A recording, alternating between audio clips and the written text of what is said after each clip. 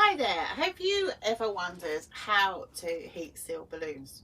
Perhaps you've tried heat sealing and you're not getting consistent results.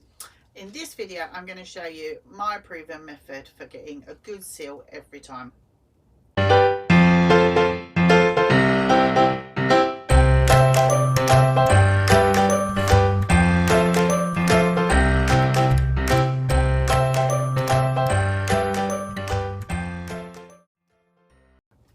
I'm Sonia, founder of the Balloon Biz Academy, and I also run the Balloon Biz Academy community, a free Facebook group where I share all these videos. So pop on over, come join us, and I'll walk you through how to heat seal consistently your foils. So I've got a 9-inch heart foil here, so I'm just going to inflate it using my hand pump, and I've got my heat sealer. I use a maxi seal from Premium Balloon Accessories. I think this is the 8-inch one, but there are various heat sealers on the market, and I've got mine set for around 2.5. I find any higher on mine and I tend to go straight through the foil. But each heat sealer I found can be slightly different. So when I've been working on jobs and using other people's equipment, I've had to change their settings. It's different from mine. So you do need to play around with your heat sealer when you get it and find out what the perfect setting is for you. So these 9-inch and also the 4-inch foils don't come with a valve, which is why you need a heat sealer. So I'm just going to inflate this one with my hand pump. And you want to get it nicely inflated. And I like to make sure I've got air here as well. And then I'm just going to pinch that, making sure that none of the air can escape. And then I'm just going to turn it into the other hand, and I'm going to heat seal this. Now what you don't want is you don't want lots and lots of folds in your foil. So try and straighten it out.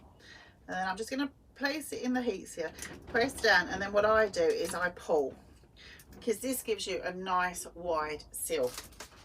Now some people like to heat seal up here, but the trouble with that is if you heat seal up there and then something goes wrong, you don't have anything to play with. Whereas if I'd heat sealed here and snipped it off by mistake, I've still got all this area here that I can go back and heat seal. And I like to put a couple of seals in. So what I usually do is push the air, because when you're doing this you tend to get a little bit of air lost. So I'm just going to push the air up a little bit more to about there. Again, you don't want any folds, because if you get folds, that's a place for the air to escape out of. I'm just going to press down, and again, I just pull, and by pulling it, you see at how wide that heat seal is now. So when you're pulling it, you don't want to press too hard. You want to press enough that the light comes on, but enough that you can still manage to drag it through. So I've got a massive seal there in the balloon. No air is going to get out through that. And this is a technique that Chris Horne taught me from Amscan. And everyone has their own ways of doing this, but I like the push and pull technique, because when you get a wide seal like that, this is not going to fail. This is going to be up for ages. So that's all there is to heat sealing, and I'll see you in the next video. Bye for now. Hey guys, I really hope you liked this video. If you did, please leave a thumbs up, leave me a comment below, and make sure you subscribe.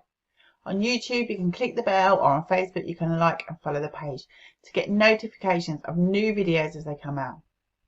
Be sure to check out the free resource library on the Balloon Biz Academy. It's packed full of information to help you get the fundamentals right in your business, and covers things like pricing, managing your helium supplies, marketing, all the things you need to get your business out there so you can grow and scale your business.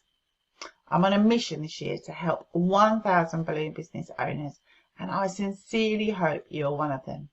So until next time, stay amazing, and bye for now.